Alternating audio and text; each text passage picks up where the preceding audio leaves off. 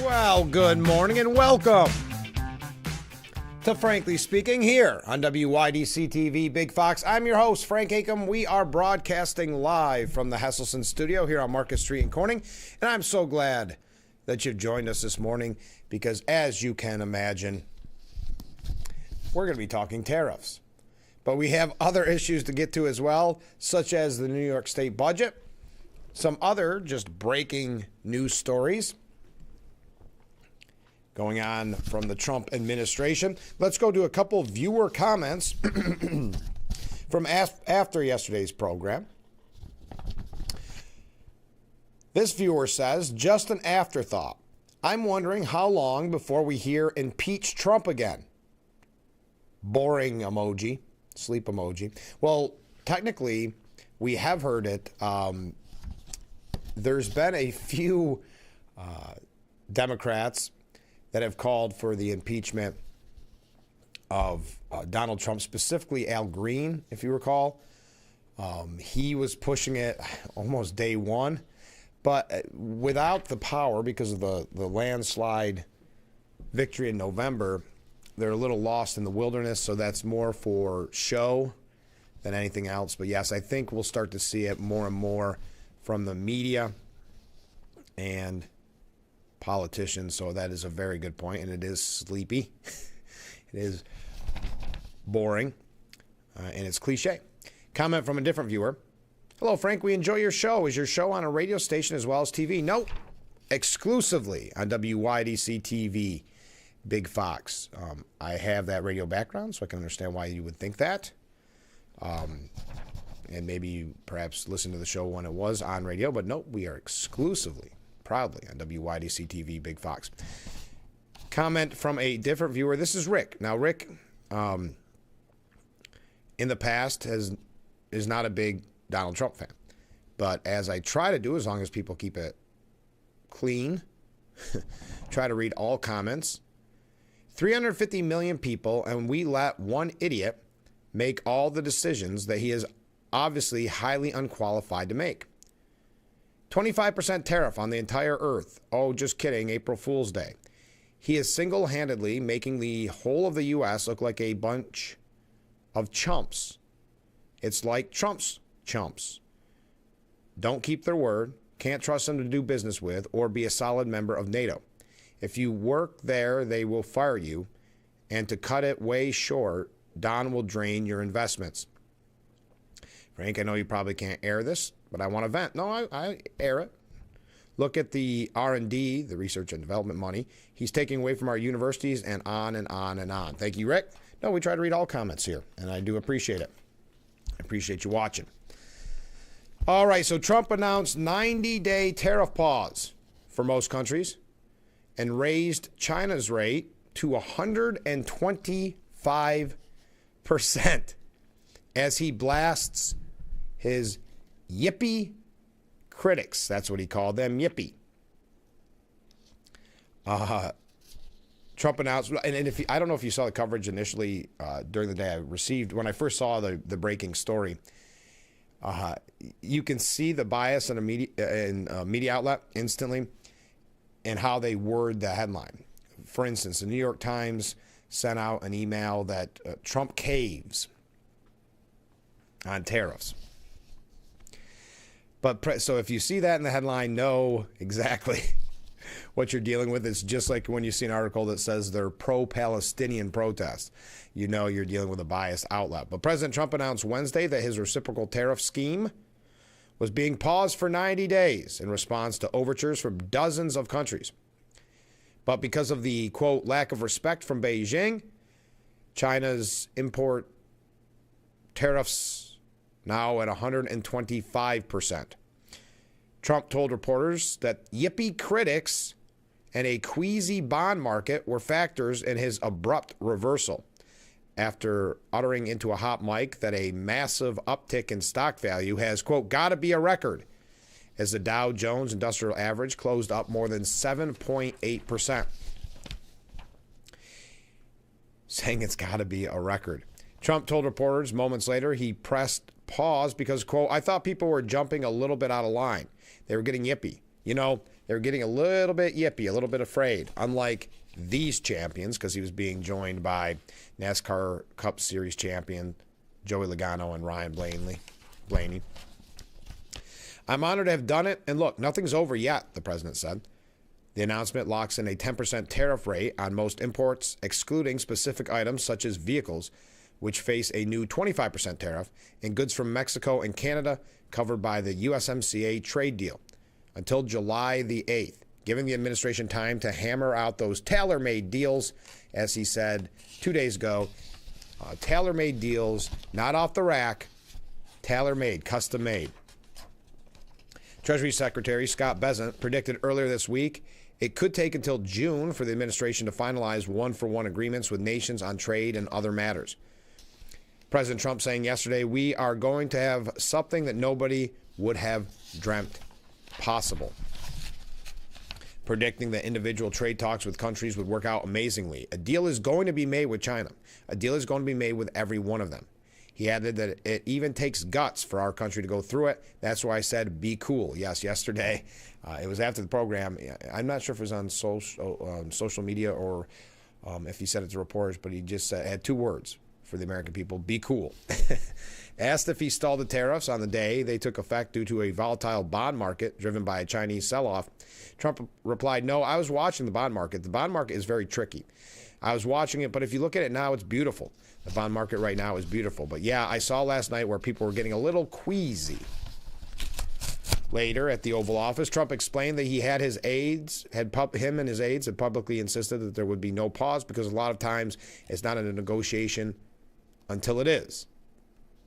Trump sent Wall Street into overdrive at 1:18. That's when it hit. 1:18 p.m. Eastern Standard Time, when he went to Truth Social saying, I have authorized a 90-day pause and a substantially lowered reciprocal tariff during this period of 10%, also effective immediately. More than 75 countries had contacted the White House to discuss one-for-one trade deals, according to Trump. So that's a little bit where we're at. He also said, based on the lack of respect that China has shown to the world markets, I am hereby raising the tariff charge to China by the United States of America to 125%, effective immediately. At some point, hopefully in the near future, China will realize that the days of ripping off the USA and other countries is no longer sustainable or acceptable. We have a tremendous amount of spirit from other countries, including China, Trump said. So we're in the process of figuring it out. Now, the decision to adopt a pause seems like it was all Trump rather than a recommendation from a particular advisor, said one administration official. Another insider said Trump's pivot caught major players off guard and came seemingly out of nowhere. A third source said it's the art of the deal. And we're going to tell you what people had to say about this. We have a lot of updates on tariffs. I do have quite a few updates and breaking news, and I want to get to before we dive deep into what happened yesterday with tariffs. But Bessent said he and I had a long talk on Sunday, and this was his strategy all along. You might even say that he goaded China into a bad position. They responded, and they have shown themselves to the world to be the bad actors. Trump created maximum negotiating leverage, he finished by saying. So your thoughts on the pause, 90-day tariff pause? It depends on where you go and what outlet. And this is the question I posed to you this morning, because this is the talking points in the media. Conservatives bash Trump tariff pause, calling it stupid. They go through, and, listen, we reference a lot of conservatives. We reference a lot of liberal commentators. I don't, and maybe this is my own ignorance, and this piece was from, I believe, Mediaite Mediaite, saying that conservatives bash Trump tariff pause. I've got to say, the names that they have on here, I don't recognize a one. And I'm not saying that to demean them. I'm just saying I find it interesting to almost label all conservatives as upset over this tariff pause or the whole tariff situation. And then you quote conservatives that I'm just completely unfamiliar with.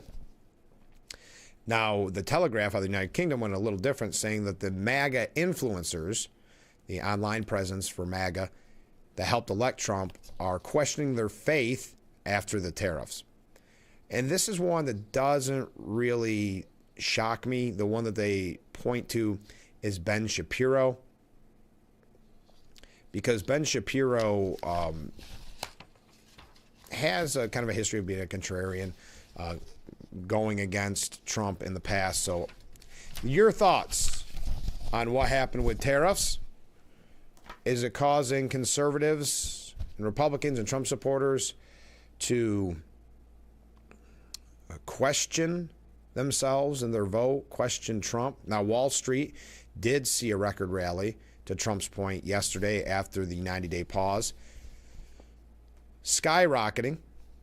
The Dow Jones Industrial Average jumped 2,968.86, or 7.9%, which is the largest one-day points gain on record, to close at 40,608.45 after Trump posted on Truth Social that he would delay the tariffs.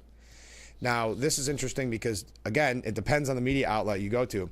But I was on Drudge Report this morning, and they're saying, well, this is what happened with the dot-com bubble. This is what happened. They're already predicting doom and gloom after what was a record-breaking day for the Dow. Trump's announcement comes after the Dow lost about 5,000 points over a week-long rout as investors panicked that Trump's so-called reciprocal tariffs could reheat inflation and even trigger a recession. Now, how much of that recession talk, inflation talk, was media created, I think, is another question. But the Dow and Wall Street seeing a record rally after that announcement. We are going to talk more about tariffs later on in the program, but we had to kick off the program with that, of course. But we've got a lot more to talk about. A couple quick updates when we come back. So stay with us. We're just getting warmed up here on Frankly Speaking on WYDC TV, Big Fox.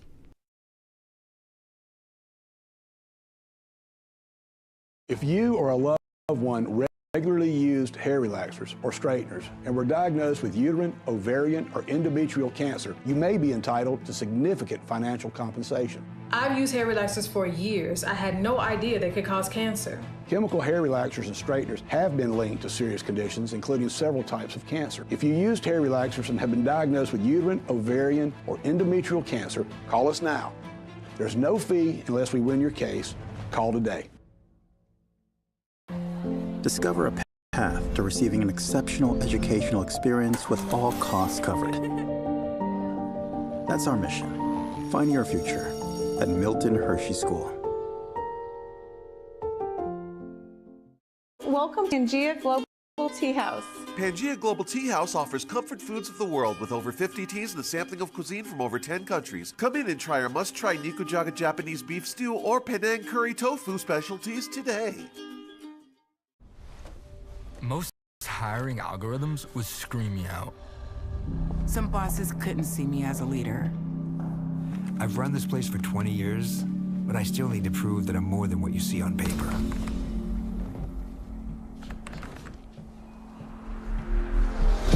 I've been running code as long as I've been able to reach a keyboard. This is what I do. It's second nature for me, coordinating 100 details at once. It's the way my mind works. I have a very mechanical brain. I sold them on my skills. You gotta be so good they can't ignore you. My magic is analytics and empathy. That's how I'm getting clients. You have to have the confidence in yourself to show up and defy the odds. I'm more than who I am on paper. I never got a college degree. And today, I'm the CEO of my own company. People want to tell me I'm one in a million, when actually I'm one of millions. Stars are all around us. It's time for them to shine.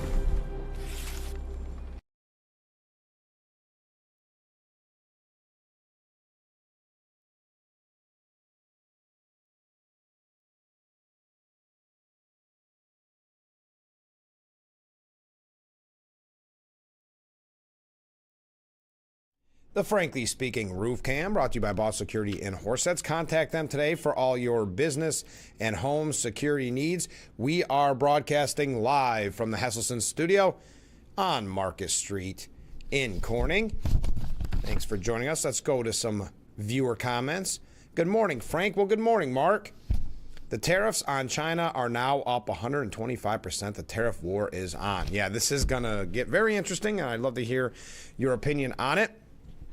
Also, comment, tariffs can lead to war, is what started World War II. And also the Democrats are saying that Trump, yeah, this is a good point, saying the Trump team cashed in on stocks, buying low and selling high. I saw that article as well.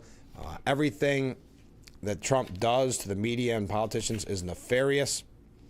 As well, actually, ironically, as you see Doge looking into why some of these politicians make so much money and why so many of these politicians seem to have a lot of information that we don't have when it comes to stocks. We'll talk about that a little bit later on, but thank you.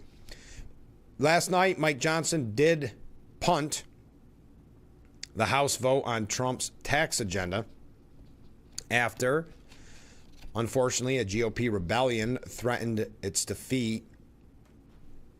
So there is now a delay on that key vote on the big, beautiful bill. It comes as fiscal hawks in the lower chamber have raised alarms at the Senate's version of the plan, which guarantees far fewer spending cuts than the House's initial offering. Speaker Johnson told reporters he would aim to hold the vote Thursday, today, the last scheduled day in session for House lawmakers before a 2-week recess. He added, however, that lawmakers could be kept in session next week if needed to pass the legislation, so he can always either call them back or make them stay during their spring break. He said, I don't think we'll have a vote on this tonight, but probably in the morning. We want everybody to have a high degree of comfort about what is happening here. And we have a small subset of members who weren't totally satisfied with the product as it stands. So we're going to where we're going to talk about maybe going to conference with the Senate or add an amendment, but we're going to make that decision. He also said there were multiple ways the House could move forward, and Republicans would look at each one. Everything is moving along just fine. We have a little bit of room here to work, and we're going to use that. The House floor was paralyzed for over an hour during an earlier unrelated vote as Johnson met with Republican holdouts being behind closed doors. 2 sources in the room said the holdouts did not speak with Trump, though it's not clear if he called people individually. Democrats, meanwhile, began calling for Republican leaders to close the lingering vote. As you know, no Democrat, of course, would vote for this. That essentially goes without saying. Tensions were high for those GOP lawmakers who remained on the House floor. I think he's quickly losing faith from the rest of us, meaning Speaker Johnson. I mean, he kept the entire conference out on the floor for 80 minutes while you play, we'll horseplay, we'll use that term, with these people, said one House Republican. And all day it was like, oh, we're going to get this done. The House Republicans said all the chatter we were hearing was holdouts were down to single digits, but 17, 20 people were in that room. So clearly there was a much bigger problem that they were letting on all day. So kind of the Republican infighting that unfortunately is quite typical. We were hoping, and Trump just yesterday saying enough with the grandstanding, come together on this. But as Democrats unify around each other, Republicans typically fight with each other. Andy Ogles, one of the earliest holdouts, said, we've got to have something more substantive out of the Senate. If we're going to sell your house and I offered you a third of the price, you would laugh. Trump has directed Republicans to work on one big, beautiful bill to advance his agenda on border security, defense, energy, and taxes. So Speaker Johnson scrapping the vote on the budget blueprint. As a matter of fact, yesterday was a busy day in the House. I see that if you missed the news, that Congressman Nick Langworthy had to postpone his teletown hall, as they are called. He said, right now I'm on the House floor for a crucial vote on the House budget resolution that I cannot miss. Unfortunately, due to the vote running longer than expected, I will need to postpone tonight's telephone town hall. I'll follow up shortly with a new date and time, so we will keep you updated on that when there is the new date and time for the town hall. So this, again, Johnson suggesting that the vote could come as early as this morning. if we hear any breaking news on the story. I'm sure it's not going to be early enough that it's going to be during this program. I wouldn't worry about that. Trump had said earlier in the week, I had a very good meeting today with the Speaker of the House and some of our more conservative members, all great people. I let them know I am for major spending cuts. We are going to do reductions, hopefully in excess of $1 trillion, all of which will go into the one big, beautiful bill. But we must get the bill approved now. Chip Roy from Texas saying markets are rebounding in response to Trump isolation of China. So the political pressure to just get any tax and spend bill passed has lessened.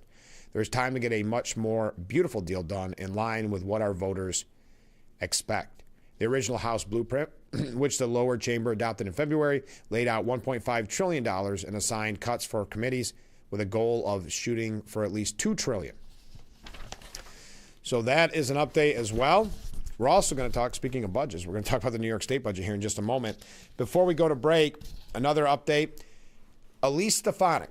People have been wondering what will happen to Elise Stefanik now that her ambassador to the UN nomination was tabled because Trump needed her in the House.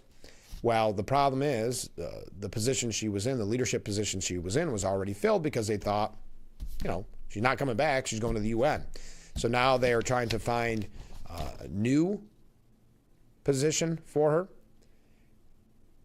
Well, on Wednesday, she was appointed chairwoman of House Republican leadership and immediately made an impact. Within moments of the announcement that Speaker Johnson appointed Stefanik to the position, the Congresswoman cast the deciding vote to break the bottleneck and allow President Trump's endorsed budget resolution to the House floor. The move to vote with the America First agenda was symbolic for a Congresswoman with an unsurpassed record, fighting for and making sacrifices to advance Trump's efforts inside the Capitol. So now, Elise Stefanik, and congratulations, making her triumphant return to the House of Representatives as the newly appointed chairwoman of House Republican leadership. So congratulations to Elise Stefanik. We'll continue to read your comments. Keep counting your waves, and we've got a lot more to cover from breaking stories yesterday. We are, out of necessity, going to talk about the New York State budget. There's a couple really good opinion pieces. We're also going to hear from Senator Joe Sempolinski, who released a statement on what is happening in Albany. So that's coming up in a little bit. Stay with us. This is Frankly Speaking here on WYDC TV, Big Fox.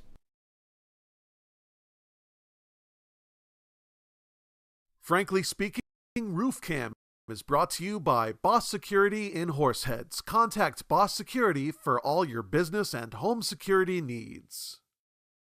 Spring Open House April 12th at AJ's Outdoor Power Equipment, Mansfield and Coudersport, PA. It's the Kubota Orange Day sales event. Largest rebates of the year. Discount on all steel products. Save 10% on all in-stock parts, cash only. Buy one chainsaw chain, get one half off. In-stock items only. Door prices all day with grand prize drawing. Spring Open House at AJ's Outdoor Power Equipment, both locations. Saturday, April 12th, 8 a.m. to 2 p.m. AJ'sOutdoorPower.com. Sounds awesome. Invite you to discover what makes our school community so special, including the fact that everything, top-notch education, housing, healthcare, food, clothing, technology, and much more is provided to our students at no cost to our families. This is thanks to the generosity of our founders, chocolate maker Milton S. Hershey and his wife, Catherine.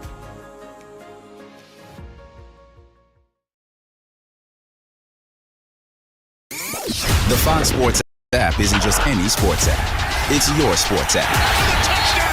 Your teams, your highlights, your scores. Get more of what you want. To the end zone. Stream your teams live. It's free with your pay TV subscription. Grab your Fox Sports app today.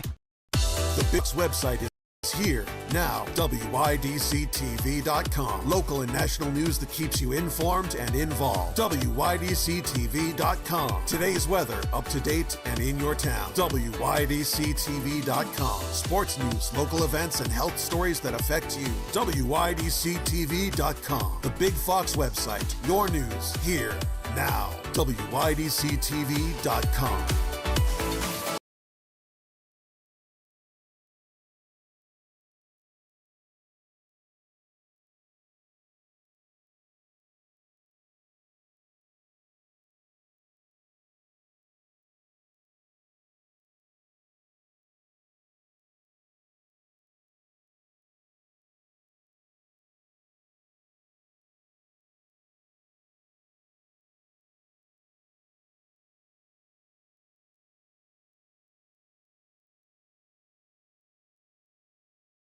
The Frankly Speaking Roof Cam, brought to you by Boss Security and Horseheads. Contact them today for all your business and home security needs. Welcome back as we broadcast live from the Hesselson studio here on Market Street in Corning. A comment from a viewer: do you think Trump and his buddies bought low and are now selling high? Just a thought. There's a lot of media that is suggesting that, but that comes as no surprise from the media. A lot of bias and interesting headlines this morning. As I mentioned originally, when I first heard the breaking news, I can't remember exactly where I was, that Trump had suspended the tariffs, 90-day pause, except for on China.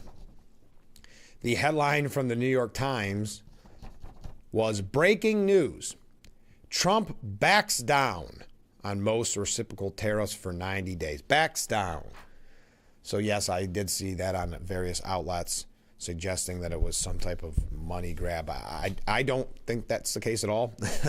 If it is, Trump's dedication to the grief he took to do that for his buddies would be remarkable. And I don't know. The DOJ moves to drop charges against one of the top MS-13 leaders living in the United States. This was breaking late last night as prosecutors seek to deport the El Salvador native 2 weeks after he was busted in a major operation. Henry Josu Villatro Santos, we're going to call him Santos from here on out, was nabbed on weapons charges during an early morning raid at his mom's house in Virginia. Attorney General Pam Bondi moved to dismiss the charges against Santos, who will, quote, now face the removal process, according to a one-page court briefing filed yesterday evening. This coming out late last night. Bondi is seeking a fast track of Santos's deportation, according to the Washington Post. Santos's lawyer argued for the government's motion to be delayed for 2 weeks out of fear the 24-year-old gang member would be quickly deported and unlawfully sent to a prison in El Salvador. The charges were dismissed without prejudice, indicating prosecutors can charge Santos again. Santos was captured during a joint operations involving the FBI, ICE, ATF, the Virginia State Police, and Prince William County Police Department on March the 27th. So that is a breaking story from yesterday. Also, you may have missed this as well. Yesterday evening, House Republicans, I'd love to hear your thoughts on this, passed legislation aimed at limiting the reach of so-called rogue judges who have paused some of Trump's executive orders. We've talked about this a lot on the program. You have these kind of rogue judges who will just decide that they have, on a whim, have more power than the President of the United States and try to stop one of Trump's initiatives, whatever the case may be. There's numerous examples. And so far, Trump hasn't won on all the cases in the Supreme Court. But, well, I think he has at the Supreme Court, but at various levels, it keeps going back and forth. As we had said on this program, Trump must have spent the 4 years where he wasn't president lawyering up and getting ready for this, because they have come prepared. The No Rogue Rulings Act cleared the lower chamber in a 219 to 213 vote, with run Republican Representative Michael Turner from Ohio joining all Democrats in opposing the legislation. Representative Darrell Issa said, we took on the activist judges and their rogue rulings. Now it's on to the Senate to send this to the desk of Donald Trump. The legislation would generally prohibit district court judges from issuing nationwide injunctions that extend to non-parties of lawsuits, and fast-track the appeals process by appointing 3-judge panels at random to hear cases involving the same dispute in different jurisdictions, and allowing that panel to issue an injunction that would otherwise be prohibited. Trump is expected to sign the legislation if it clears the Senate and reaches his desk. However, a senior GOP aide told the New York Post that the Senate was unlikely to take it up for a vote. Now, Senators Josh Hawley and Chuck Grassley have already introduced their own bills to curtail lower courts' authorities. This comes when they were suggesting you couldn't use the 1798 Alien Enemies Act, but that was deemed allowable. Other GOP bills have also been floated to rein in the federal judiciary, including a resolution from freshman Representative Brandon Gills to impeach D.C. District Judge, and this is perhaps the most famous of these rogue judges, James Boasberg. He's the man who blocked Trump from using the Alien Enemies Act, and a bill from Representative Andy Biggs to remove the jurist for failure to remain in good behavior. So that came in late yesterday. Look at all this breaking news we're starting with this morning on the program. Also, can you keep this all straight? So much going on. Trump signed an executive order yesterday undoing what he called the dumb Obama-Biden showerhead regulation. President Trump signed an executive order targeting water pressure regulations implemented by former President Joe Biden and Barack Obama, touting the action, well, you guessed it, quote, quote, America's showers great again. So make America's showers great again. Over-regulation chokes the American economy and stifles personal freedom. A small but meaningful example of this is the Obama-Biden war on showers, said Trump's executive order. The president's order scraps multi-thousand-word regulations defining the word showerhead, authored during the Obama administration and reimposed by the Biden administration, after Trump relaxed the showerhead water flow standards during his first term. Quote, to the extent any definition is necessary for this common piece of hardware, the Oxford English Dictionary defines showerhead in one short sentence, Trump noted, directing his Energy Secretary, Chris Wright, to immediately rescind the overly complicated Obama-Biden era federal rule on showerheads. I know this seems like a little thing, but it is a part of a larger picture, not just to highlight the fact of how much Trump does in one day, for heaven's sakes. I mean, you're talking about a day where you had the tariff pause, and then you had the record-breaking Wall Street day. You had how many, they had the budget was going through the House, and of course that was punted on at the end. But all of this going on, and Trump at the end of the day signs an executive order, focused on showerheads, but a necessary one. You know, this goes back to when he took on light bulbs. These seem like little things, like he even admits in the executive order, but they're, at the end of the day, they are about overregulation, which stifles business, and about personal freedom. It's about this idea of big government, big bureaucracy going after you in ways that you may not even be aware. Now, Trump's order will return showerhead water flow standards to 2.5 gallons per minute, and that was in place since 1992. President Trump is restoring sanity to at least one small part of the federal regulations, said the White House. The order frees Americans from excessive regulations that turned a basic household item into a bureaucratic nightmare. No longer will showerheads be weak and worthless. Now, the White House argued that the Obama-Biden regulation served a radical green agenda that made life worse for everyday Americans and made some multi-nozzle showers illegal. The order also applies to sinks and dishwashers. The White House said no market failure justifies this intrusion. Americans pay for their own water and should be free to choose their showerheads without federal meddling.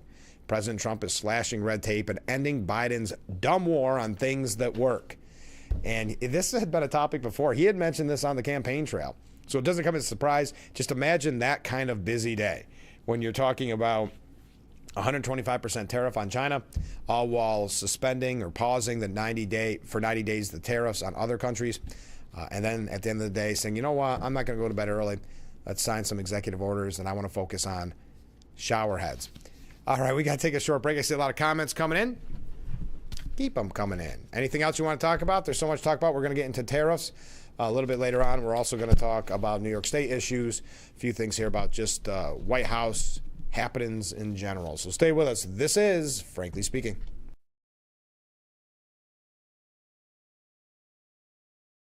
Attention, Elmaron may lead to vision loss. If you have suffered vision problems after taking Elmaron to treat bladder pain, call the Hearn Law Firm. Elmaron may be responsible for your vision problems, and you may deserve compensation for your injuries. If you took Elmeron and now have vision problems, call the Hearn Law Firm at 888-308-3866 right now. You could find out if you qualify in less than 2 minutes. Call 888-308-3866 for your free case review. When you think Hasselsons. Hasselsons has the largest selection of work boots in the area. Composite and steel-toe boots, Met-Guard boots, soft-toe boots, and hikers, duty and western boots, all in one location. Hasselsons, Amara Heights. Hasselsons has men's and ladies' boots in all sizes and widths. Choose from the largest names in the industry. Danner, Carolina, Timberland Pro, Keene Utility, Thorogood, Area, and Georgia, to name just a few. Hasselsons has been locally owned and operated since 1955, so when you think local service and great selection, think Hasselsons. Remember, it's always fun to poke in the corners at Hasselsons. Are you or someone you love at risk of falling in the home? Did you know 80% of home falls happen in the bathroom? If you are still stepping over a tub to take a shower, please call Bath Planet for a free design service. Our certified design team will take all the measurements and work with you to design a bathroom that never has to sacrifice style for safety. Go with the company that people trust. Bath Planet, 2 locations serving the entirety of the Twin Tiers. Call today. One of the things I like most about being a mortgage loan officer is helping people make dreams come true. The most satisfying part is seeing people succeed in accomplishing the purchase of a home. Whether it's refinancing for a lower monthly payment, a lower interest rate, or to tap into your home's equity. Whether you're buying your first home or looking to refinance, First Heritage will be here to help. My name is Cindy. My name is Tracy. My name is Peter. My name is Deb. We are here to guide you.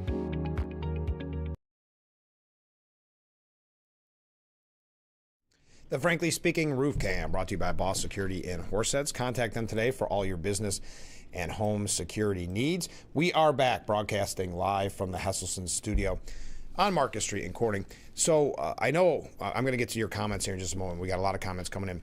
On our website, WYDCTV.com, they've added a new feature, and I wanted to mention it to you because first let me make clear, it's question of the day. And I was looking at it today. I don't write these questions. I know we ask a lot of questions on this program. I do not write these. But if you're looking throughout the day for something to do, sometimes it's something as simple as coffee, tea, or energy drink. Or the other day it was, do you still play board games? Today, a little more controversial. Should the PGA Masters play at Augusta because of their background and some of the controversies which has been brought up before? Now, let me say this. Now, the answer is yes, no, or it's more complicated. But let me say this. You don't have to answer on this program. I'm not going to read those answers. It's just a survey. We'll give you sometimes as these pop up and as we have a moment before we get into other topics. I will sometimes bring up the question of the day. I'll sometimes read the results the next day.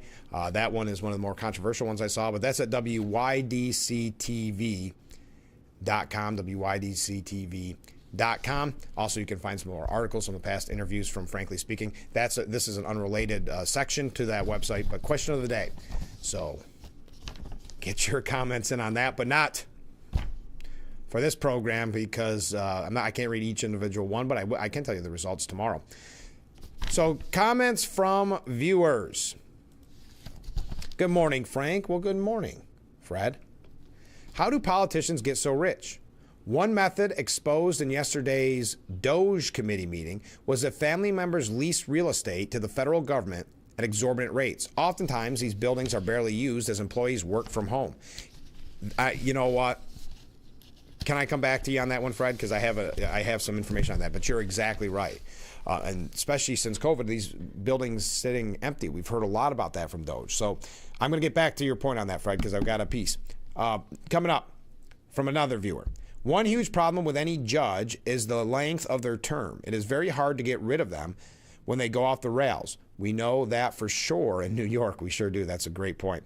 Comment from a different viewer. If Trump bought low, knowing that the stocks would rise, he advised everyone to do the same. 20 hours ago, he posted on True Social that, quote, "This is a great time to buy." The media's attempt to call insider trading falls flat once again. The news of the additional tariffs on China could easily have triggered a greater sell-off instead of a gain. The stock market has a mind of its own. Another comment with a little different opinion on this. I love to see Trump trolling the media and Democrats, but yesterday's posting that this is a good time to buy just hours before suspending tariffs crossed an insider line. We haven't heard the end of that. Insidergate will probably evaporate like Signalgate. Yeah, well, I think it will evaporate. I mean, it's not. It's what they're running with right now because they're looking for anything they can to attack Trump. So I don't see, it was quite I know we brought it up on the program, so it was quite a few hours before the decision was made, but yeah, they're gonna run with anything they can, and I would agree with both of you. I think it makes it fall flat, but I don't think that stops the media from trying to make it a bigger deal, much like in your great reference, Signalgate. But back to what Fred said at the beginning, Elon Musk and Chuck Schumer trading verbal blows. Business tycoon Elon Musk floated the idea that Chuck Schumer is somehow profiting off of government fraud, though the lawmaker has pushed back. I like that, and the media has to do this. This is coming from Fox News. Somehow profiting. Well, this man has been in politics his whole life, his whole adult life, and he's not a poor man. Elon Musk posted yesterday, Chuck, I'm starting to think you're getting a piece of the action with the government fraud. But no, that couldn't possibly be the reason, could it? Schumer fired back, saying another Elon lie. He wants you to think anyone who dares to stand up to him is committing fraud. Meanwhile, he's taking tens of billions from the government. What a misleading way for Chuck Schumer to present that.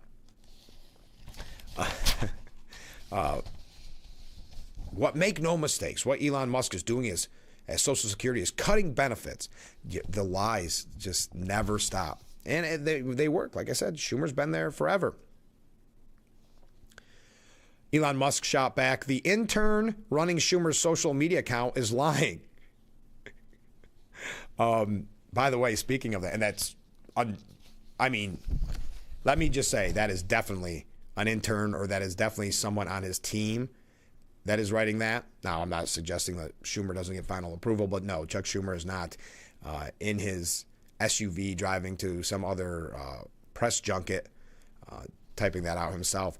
There is a growing list of candidates who won't yet back Chuck Schumer in the Senate. Now, keep in mind, this is years off, but for Axios, far left Axios, to post this already is kind of interesting. Schumer has moved to quash any question about his position as Senate Democrat leader, but it's an issue that could split Democrats on the campaign trail. Former Representative Wiley Nickel, who announced his Senate bid Wednesday, didn't commit to backing Schumer as leader in an interview with Axios. Mallory McCarrow, a Democrat state senator running for the chamber in Michigan, was more concrete last month. She said she wouldn't vote for Schumer if she were elected. Democrat donors and strategists told Axios they expect the question of Schumer's leadership to surface in a number of primaries this year. Nickel isn't shying away from casting himself as an ally of the liberal grassroots movement that has been pushing for the ouster of Schumer. Asked if he would vote for Schumer as leader, Nickel demurred. He praised the Democrat as an absolutely fantastic leader who has done a very good job running elections and legislation, but added the hypotheticals about Schumer just aren't my focus. The bottom line, Schumer has experience with candidates who have questioned his leadership tenure in the past. So a little pushback on Schumer. That's an update. One other update. Oh my goodness, we have so much to get to. By the way, did you see that they're making a star recently? As we talk about Schumer, they were telling AOC, the New York Times, that is, she should challenge Schumer in a primary. Now, I don't think he's up for re-election until, was it 2028? So, I mean, plenty of time. But saying that she should also run for president, if you recall. Well, now they're pushing Gretchen Whitmer. According to, and not the New York Times, I shouldn't say that. Should have worded that differently. It's the Washington Post saying Whitmer stands out from Democrats as she addresses Trump's tariffs. Michigan Governor Gretchen Whitmer, I always say that wrong, I apologize. A potential 2028 presidential candidate sought to distinguish herself from fellow Democrats who have been strongly criticizing Trump and his tariffs, offering a more nuanced assessment during a speech emphasizing bipartisanship in Washington. So she stands out from Democrats. Interesting headline, isn't it? So prepare, as Gavin Newsom is trying to make himself kind of more moderate and turning off some Democrats, and AOC still far left. You're going to see people trying to become the front runner. Harris is the front runner in polls, but you got to keep in mind that's most likely because she spent $2 billion, so she has the name recognition. But Gretchen Whitmer stands out from Democrats. Something to keep an eye on. All right, we got to take a break. We'll read your comments when we come back. Again, Trump announcing that 90-day tariff pause, as you are undoubtedly aware by now, with the 125% tariff on China. Your thoughts on that? Your thoughts on yesterday? Very interesting political day. We've got some other things we're going to get to. I do want to get to New York State issues. That'll be coming up here pretty soon. So stay with us. This is Frankly Speaking here on WYDC TV, Big Fox.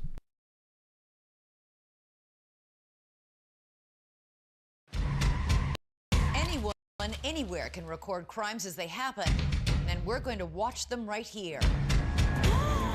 He just took his car.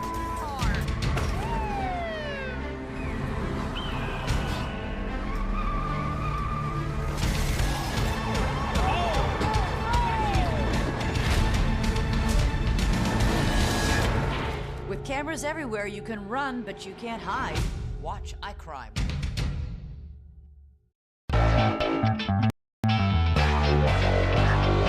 Welcome back to Frankly Speaking here on WYDC TV, Big Fox. I'm your host, Frank Acom. And how can we help like that in our small businesses, not to sound cliche, but are the backbone of our community? Let's talk about thanks, as always, to you, the viewers, for sending in your texts and your voicemails. Now we go to a comment. This is from John in Elmira. Make sure to catch Frankly Speaking only on AM Big Fox News WYDC, or visit our website at WYDCTV.com. It's a season of sharing. Having a good time has always been my number one goal. I tend to get crazy. At my age, I should not be jumping up and down like that. And if you don't know what I mean, ask your mama. The young ones, y'all like, we don't know what you're talking about. But I promise you, in 30 years, you will. It's the best time in daytime. Weekdays at 2 p.m. on Big Fox.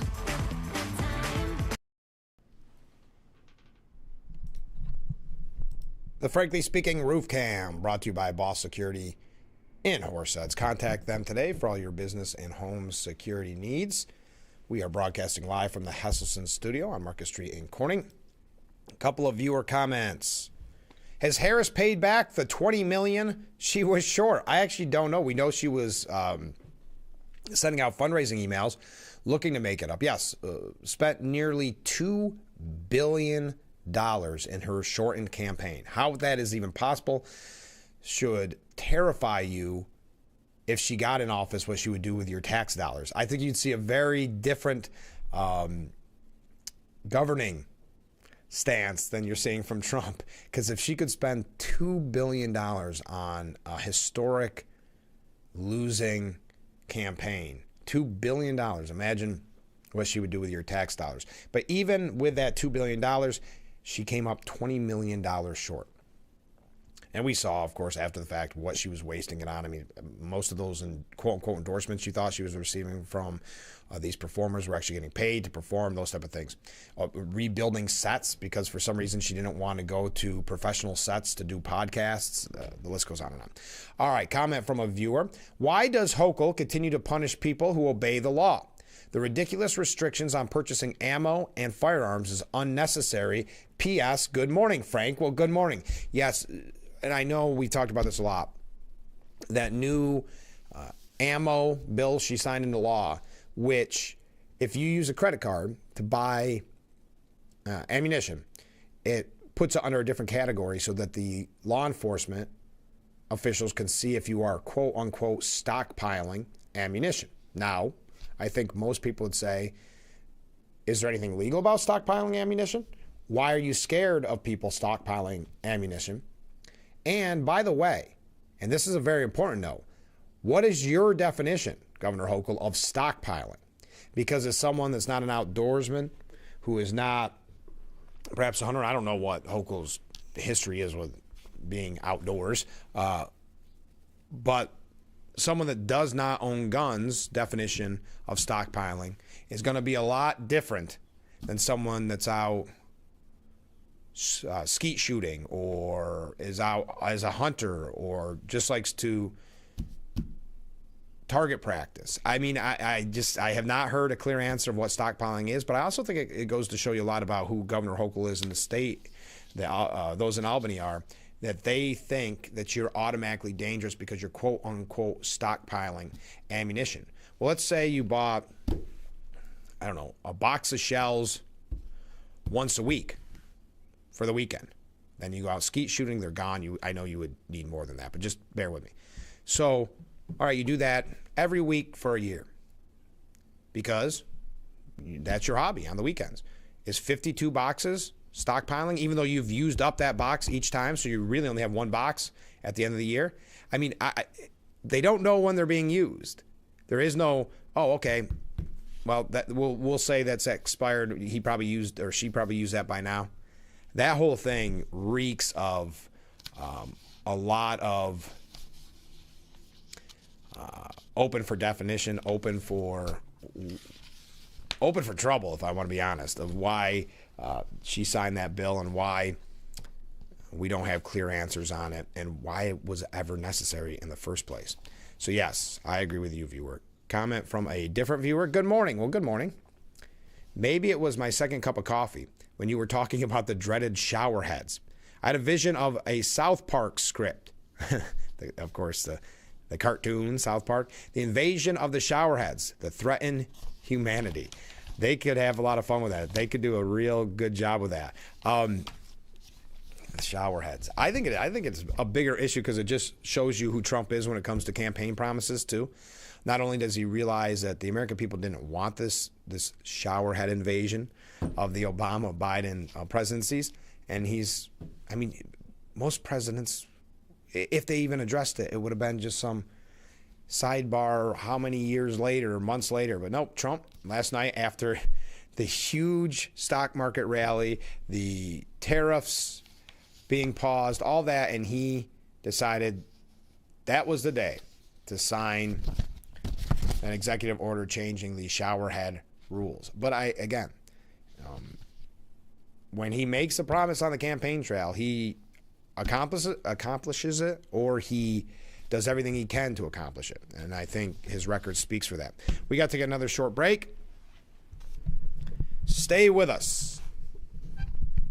Wrapping up hour number one after this. So get your comments in for hour number one, and then we'll begin hour number two in just a little bit. This is Frankly Speaking here on WYDC TV, Big Fox.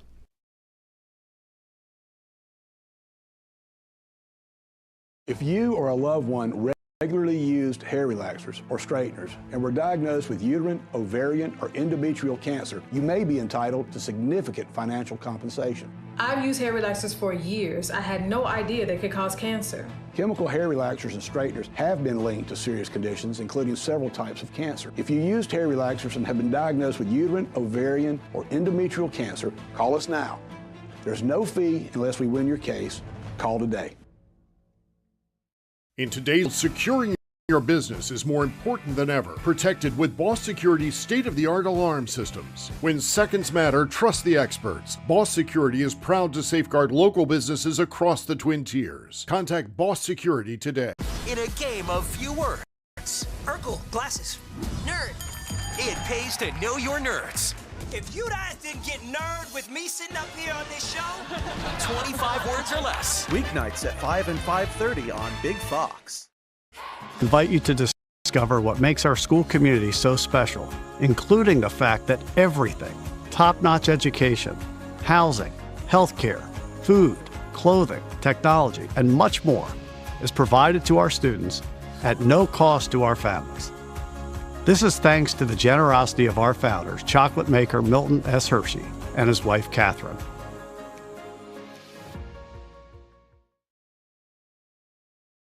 The Frankly Speaking Roof Cam brought to you by Boss Security in Horseheads. Contact them today for all your business and home security needs. It's hard to believe, but we are wrapping up hour number 1 as we broadcast live from the Hesselson studio, and we still have so much more to cover. Let's go to some viewer comments.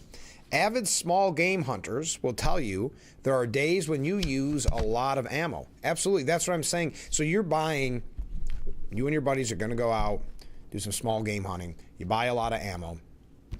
Maybe you use it all up. You go buy some more ammo a week or two later. They're not erasing that first purchase that you bought from your record. So you could be a stockpiler in Governor Hochul's definition, which we still don't know yet. You could be a stockpiler and have literally no ammunition after a long weekend. Again, you buy a box every week for a year, so you got 52 boxes, whatever it is. I'm sure at that point they're going to consider you a stockpiler, but each week you've used that box because you go out target practicing or whatever, target shooting, and you could be on some government watch list not even owning a box of ammunition. And why do they need to know that? Are they going to come to your door and have a conversation with you because they believe you've stockpiled ammunition? What is the purpose of knowing that information? These are all, I think, very important questions we need to know from Governor Hochul that we will never learn until, unfortunately, the law is misused. Until then. Comment from Fred. Chuck Schumer started in Congress in 1981. Yes, he has been in Congress longer than I've been alive. I would also add, just for a little bit of information on top of that, in 1974, Schumer ran for and was elected to the New York State Assembly. So since 1974, Chuck Schumer has been in politics. That at the state level, and then Congress in 1981, and staying in Congress, of course, then going to Senate, but in Congress in general, since 1981. Think about that. Amazing. And then we wonder why he's rich, and he forces, as Musk said, his intern to write a tweet for him refuting Musk. All right, we better go. Running late. Keep running late on the first hour. Though we have some. Okay, one last thing. The Kennedy Center, remember when they said the Kennedy Center was done because Trump took it over? Oh, it's over. No one's going to go. There's going to be boycotts. The Kennedy Center broke an all-time attendance record for a public event in March, despite the boycotts from Democrats. Again, the Democrats not realizing what November was all about, not realizing they don't have the popularity they think they have. The Kennedy Center's Earth to Space, Arts Breaking the Sky fireworks show saw over 11,000 attendees, a new record for a public event. There you are. All right, now we better go. Keep those comments coming in. We can talk more about the 90-day tariff pause and China now being hit with a 125% tariff. If you'd like, we can talk about that. I do want to talk about the budget, probably when we come back. So stay with us. This is Frankly Speaking with hour number 1 in the books. Hour number 2 mere moments away, right here on WYDC TV. Big Fox, stay with us.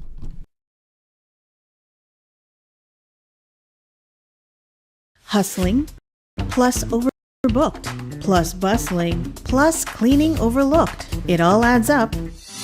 With Mary Maid's professional cleaning services, you'll have one less thing to worry about. Mary Maid's. Relax. It's done. Plus too busy, plus bustling, plus in a tizzy. It all adds up. With Mary Maid's professional cleaning services, you'll have one less thing to worry about. Mary Maid's. Relax. It's done. My brother, William Matar, is known for being a good guy. Sweet, caring, a rock. But don't let his calm exterior fool you, because deep within him is a killer instinct. Okay, it's deep within him. Really, really deep. But it's in there, and he uses it to take on big insurance and win. So if you're hurt in a car, call William Matar, my sweet killer instinct brother. 444-4444.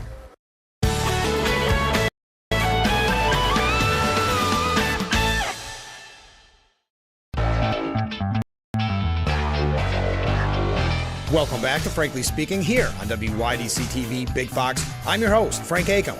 And how can we help like that in our small businesses, not to sound cliche, but are the backbone of our community? Let's talk about thanks, as always, to you, the viewers, for sending in your texts and your voicemails. Now we go to a comment. This is from John, and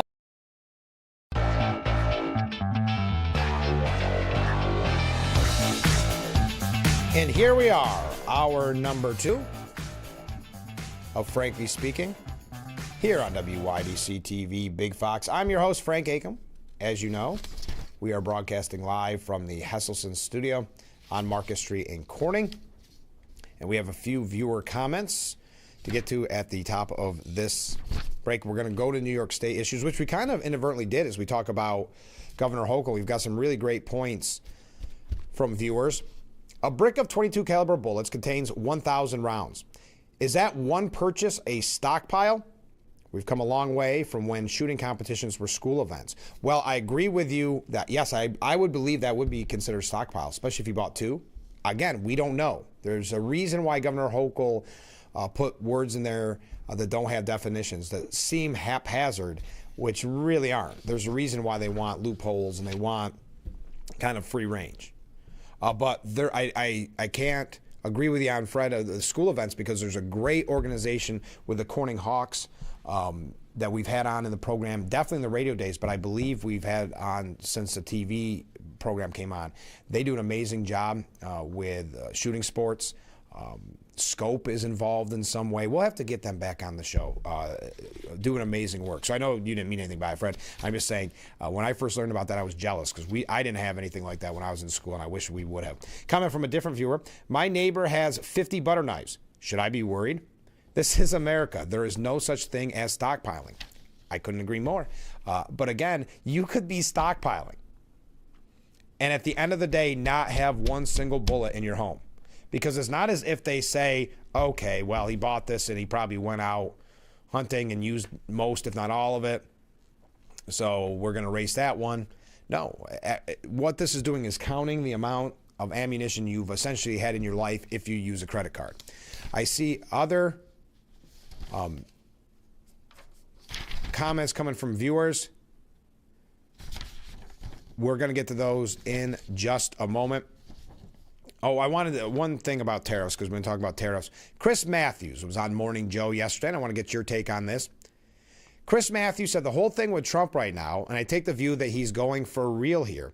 You know, when he said last night in a black tie that he won the election in 2020, he's still lying about that. When he went out there and sold Trump University and the Trump shuttle, remember you could go to Washington to New York and back again on the Trump shuttle.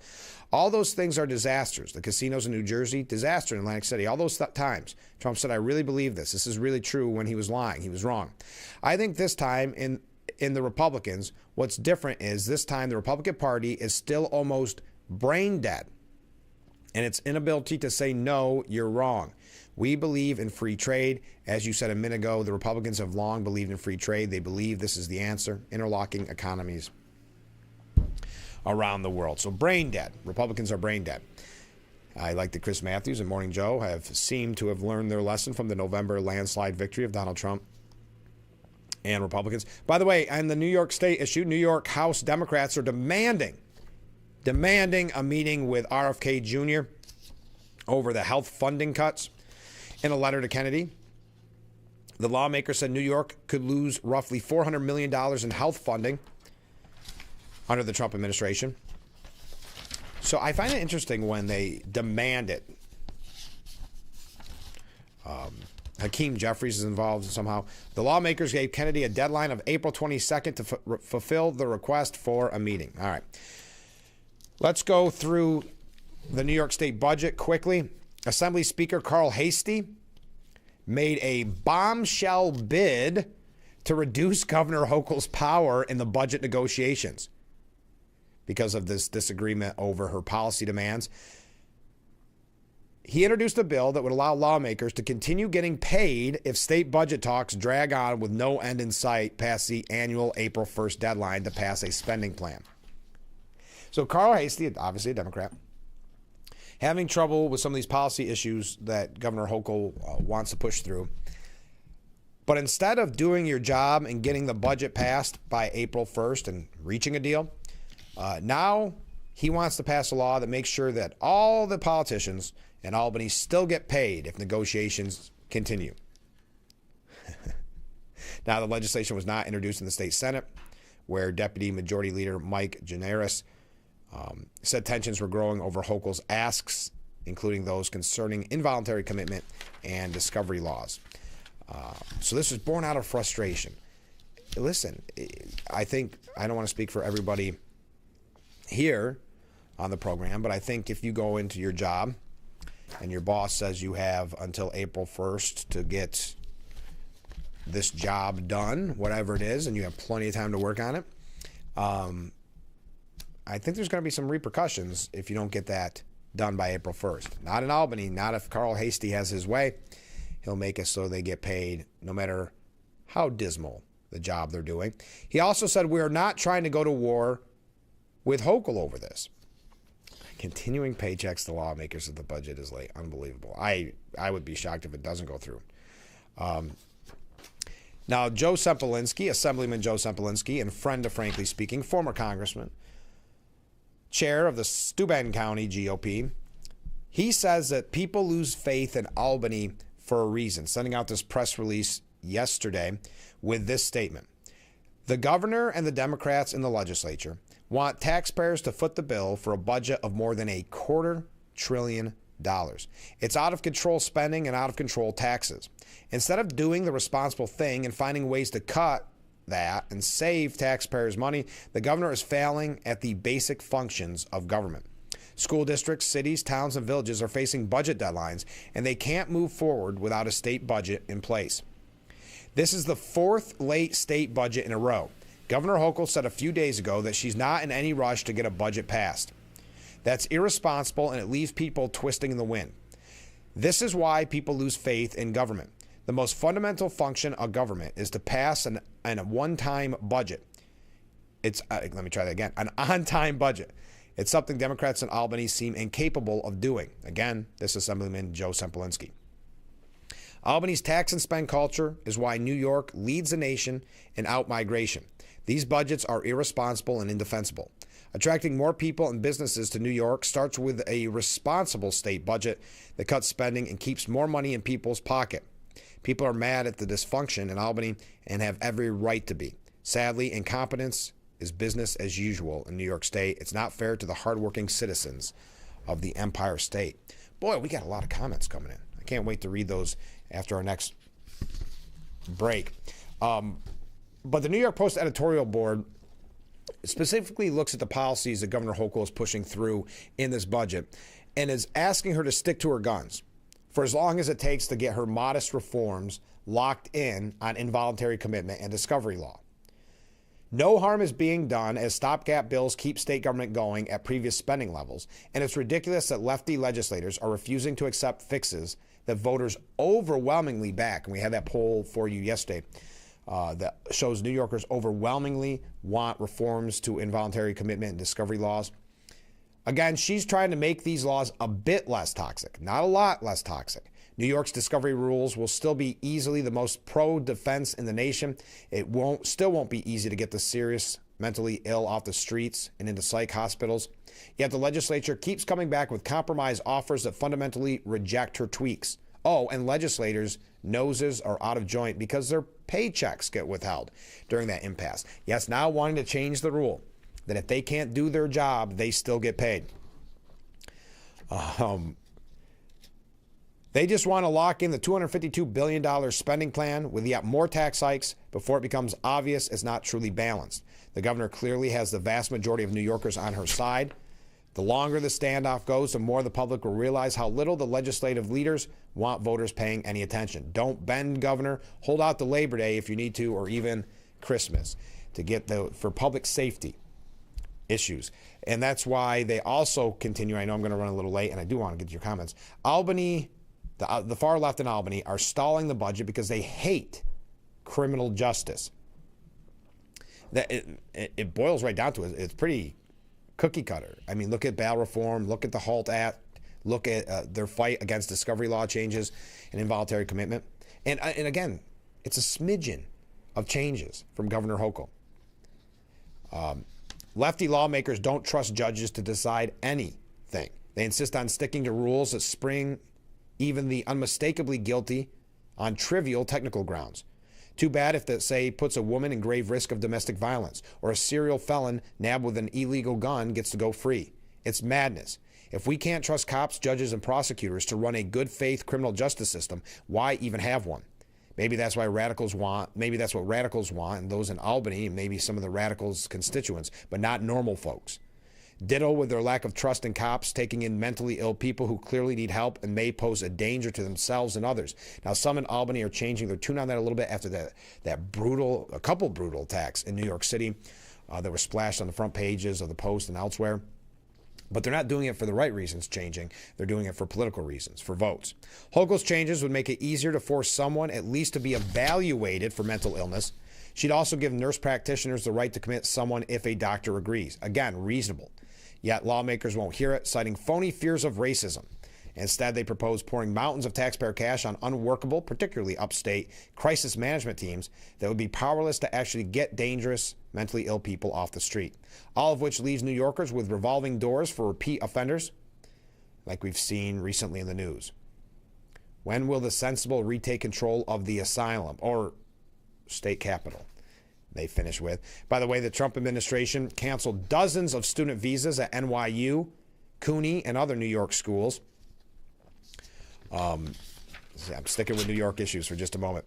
I even want to say, because we talked about Cornell yesterday, the list is not here, but New York colleges are reporting students' visas have been abruptly revoked by the Trump administration, with at least some 50 international students affected statewide as part of a nationwide crackdown on who gets to study on American campuses. All right, now we're going real fast through New York issues so we can get back to the federal. Billy Joel, the singer, Billy Joel donated $50,000 to Andrew Cuomo's mayoral bid, his campaign for mayor. But Bill Maher says Andrew Cuomo's mayoral bid is doomed from the nursing home death scandal, saying you can't trust that guy's judgment. I don't think he's going to get past the nursing home thing. Politics, he told Chris Cuomo this too, by the way, Andrew's brother. Politics is a high wire act. One bad decision can make people go, I'm sorry, I can't trust that guy's judgment, or they don't. I know what's going to happen. Anyway, said that to Chris Cuomo. Let's take a short break, because when we come back, tariffs and all of your comments. We got a ton of comments coming in. Keep those comments, keep those waves coming in. We'll be right back with Frankly Speaking here on WYDC TV. Big Fox, stay with us.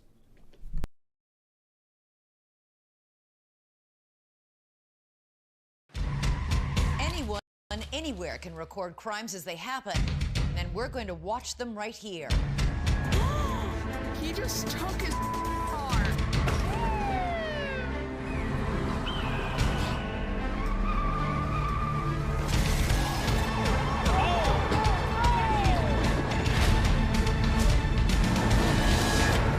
With cameras everywhere, you can run, but you can't hide. Watch iCrime. Name something with a diamond in it. Diamondback rattlesnake. It's in the name.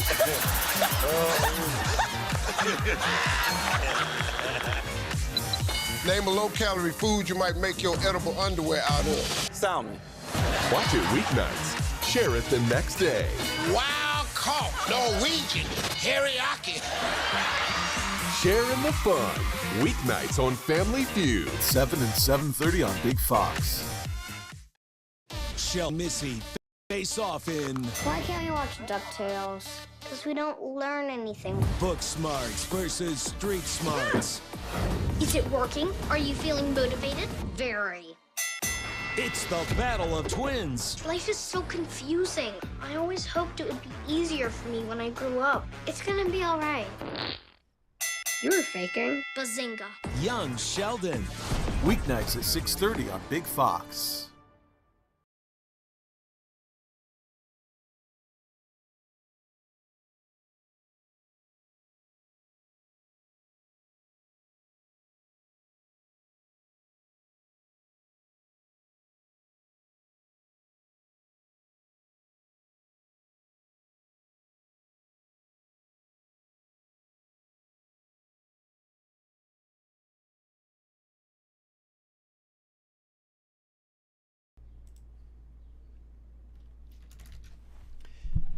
We are back with Frankly Speaking here on WYDC TV Big Fox. I'm your host, Frank Aiken. We're broadcasting live from the Hesselson studio here on Marcus Street in Corning. We have so many comments coming in. My goodness. I missed a couple of them. We'll get to, well, no, maybe I'll be able to get to all of them.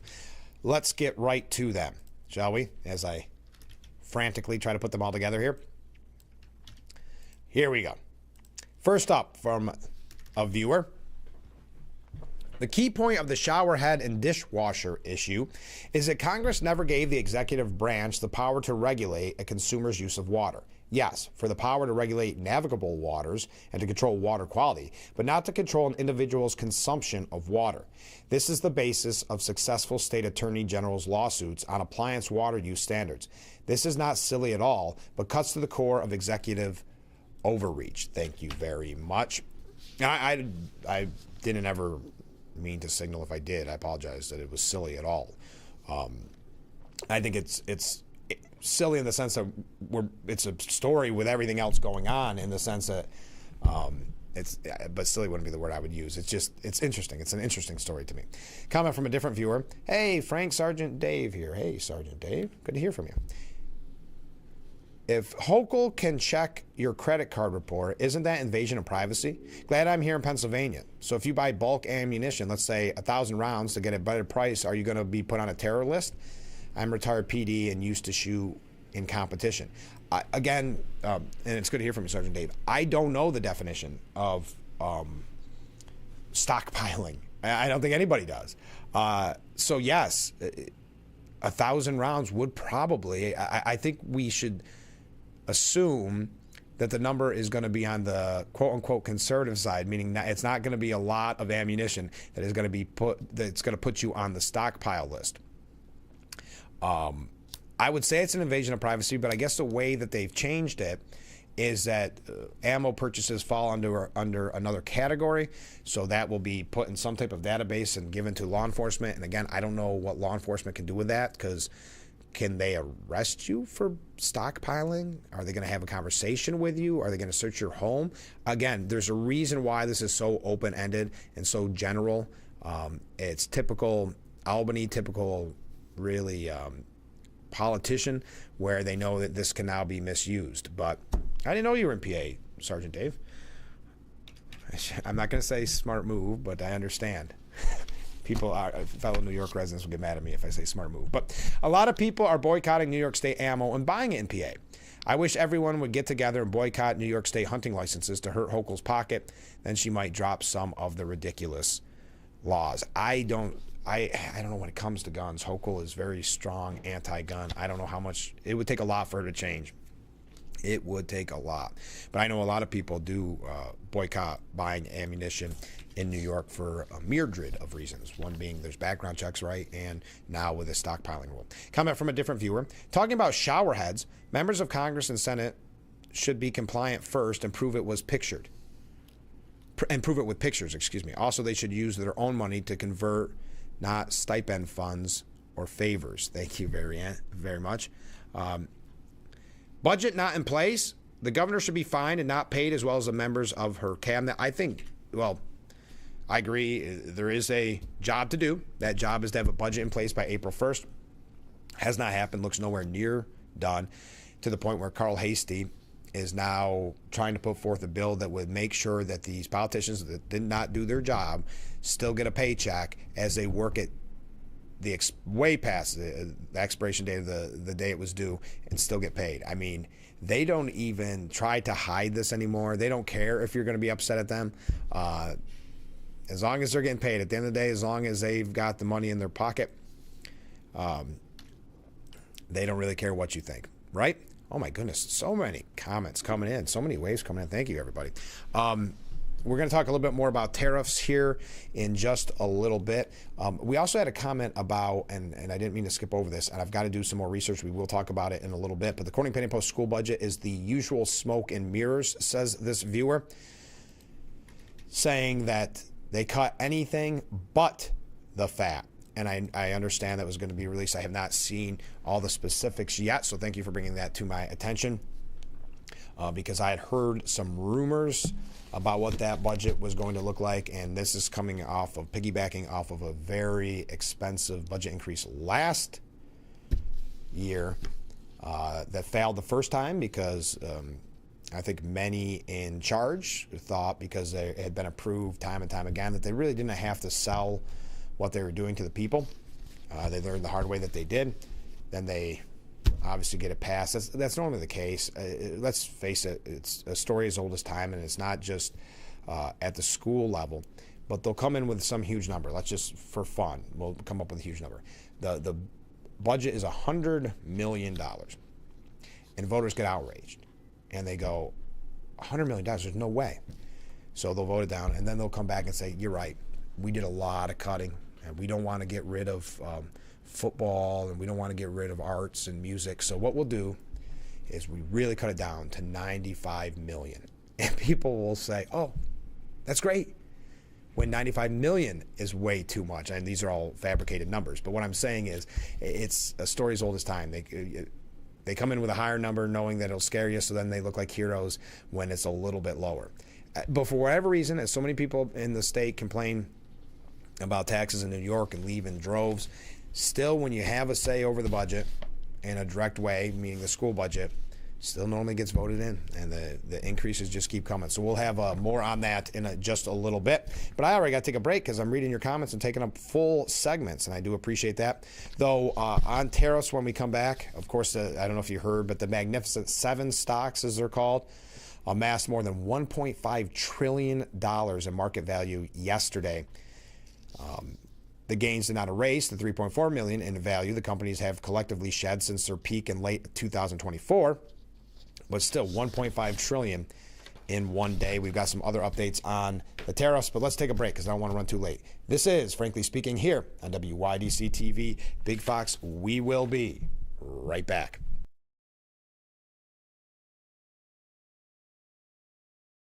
Attention, Elmeron may lead to vision loss.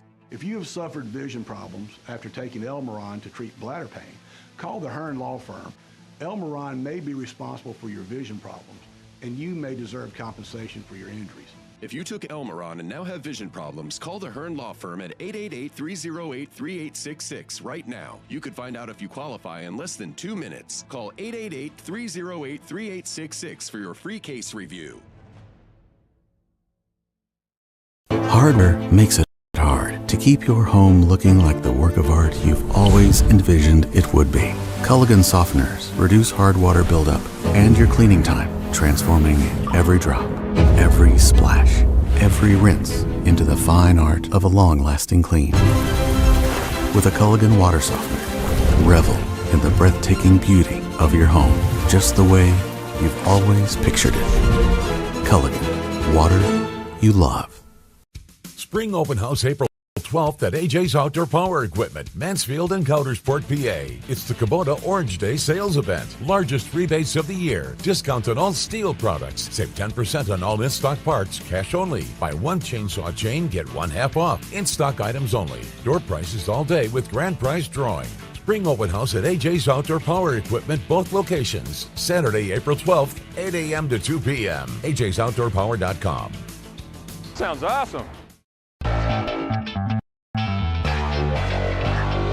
Welcome back to Frankly Speaking here on WYDC TV, Big Fox. I'm your host, Frank Acom. And how can we help like that in our small businesses, not to sound cliche, but are the backbone of our community? Let's talk about thanks, as always, to you, the viewers, for sending in your texts and your voicemails. Now we go to a comment. This is from John in Elmira. Make sure to catch Frankly Speaking only on AM Big Fox News WYDC, or visit our website at WYDC.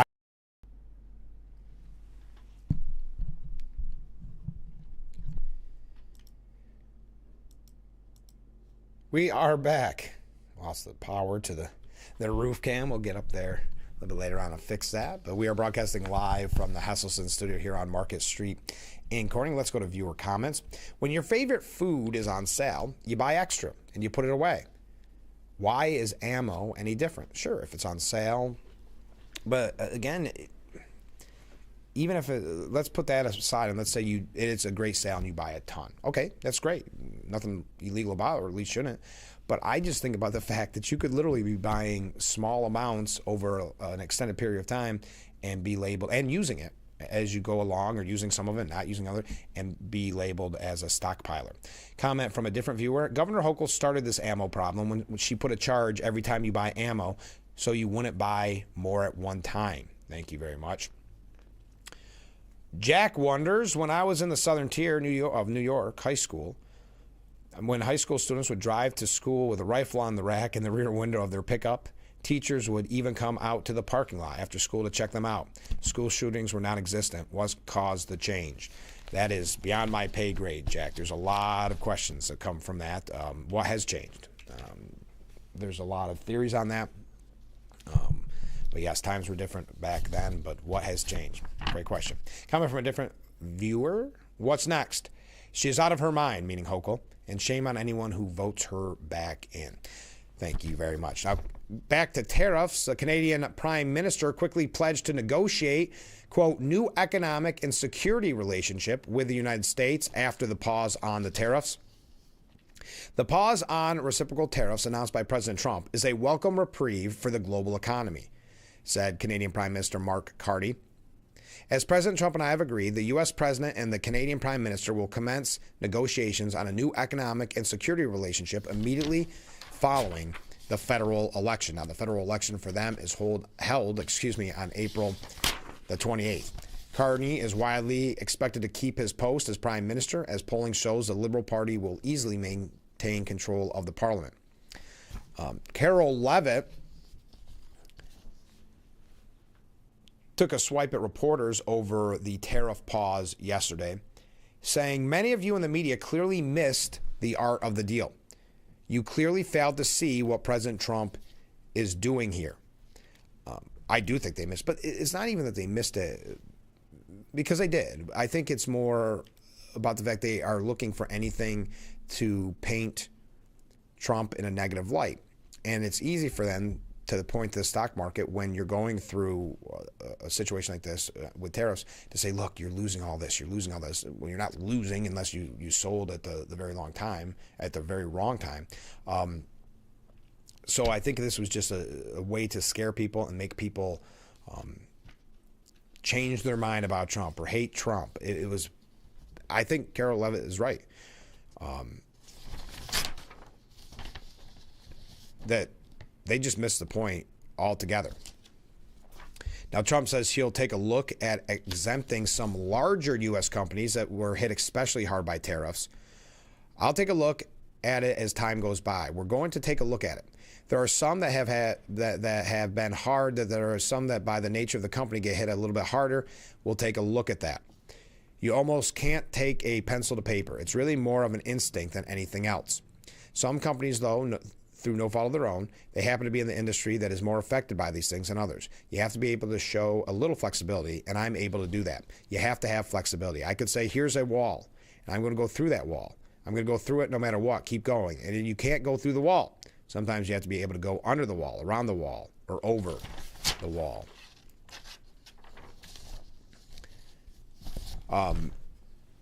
Now, Charles Gasparino, who, if I am not mistaken, I believe had a piece that we brought to you a couple days ago talking about why this was all happening, the tariffs, what this would mean. He said Donald Trump finally decided to take the proverbial win on trade, and the stock market rallied nearly 3,000 points. You can thank the bond market with an assist from Treasury Secretary Scott Bessent for making it happen. We have been hyper-focused on how the stock market dropped ever since Trump declared trade war on the entire world, how he kept upping the ante, demanding ever higher degrees of compensation from our trade partners, even those who appeared to be acting in good faith and wanting to negotiate peace. Trump's trade war was a reflection of his own often stated desire to level the playing field, ending our perpetually large trade deficits with the world. Also, certainly in the back of his art of the deal mindset was an attempt to maximize leverage in negotiations. He was also goaded by two of the most hawkish and protectionist advisors to have ever set foot in the White House, Howard Lutnick, the Commerce Secretary, and Peter Navarro, who holds the title as senior counsel to the president. Pushed aside until recently, that is, was Scott Bessent, a veteran Wall Street financier who saw a middle ground doing deals with countries, but not engaging in outright wars. The hawks seem to be firmly in control, even as markets around the world continue to crater. The U.S. stock losing trillions of dollars in value. Trump continued to ignore olive branches from the EU, which stated publicly it wanted zero tariffs for the U.S. on many goods. Trump even kept toying with Israel, one of our closest allies, after Benjamin Netanyahu told him he'd eliminate all tariffs on U.S. goods, wipe out the trade deficit with the U.S. That long game came to an end Tuesday night in the form of a bond market rout for the ages. Main Street can weather some stock market falls, but the U.S. has $36 trillion in bonds in circulation, much of it in foreign hands, that we use to finance government operations. The bond market is also the plumbing of the economy because it also sets interest rates on consumers and business loans. If the U.S. can't sell its debt, it can't pay for stuff like Social Security, the military, or plug our enormous deficit. In other words, when bond prices fall and their interest rates spike, it could spell economic disaster. That's what the bond market was signaling Tuesday night.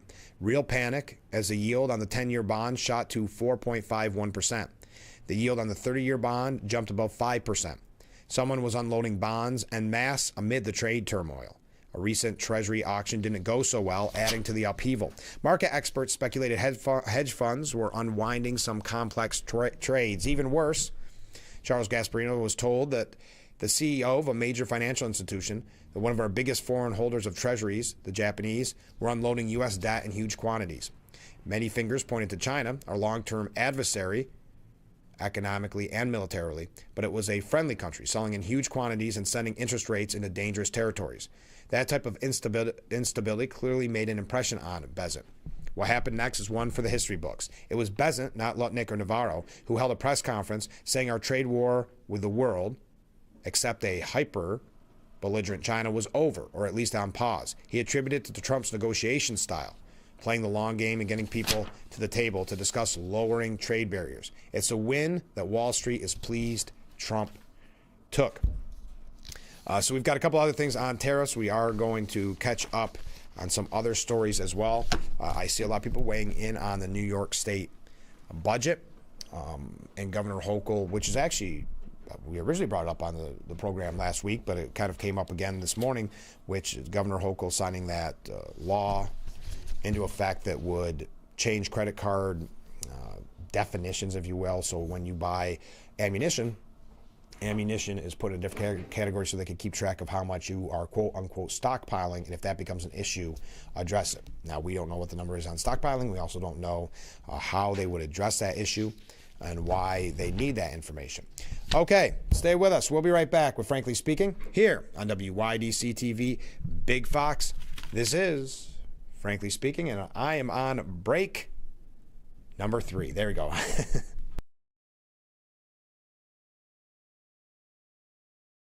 Attention, Elmeron may lead to vision loss. If you have suffered vision problems after taking Elmeron to treat bladder pain, call the Hearn Law Firm.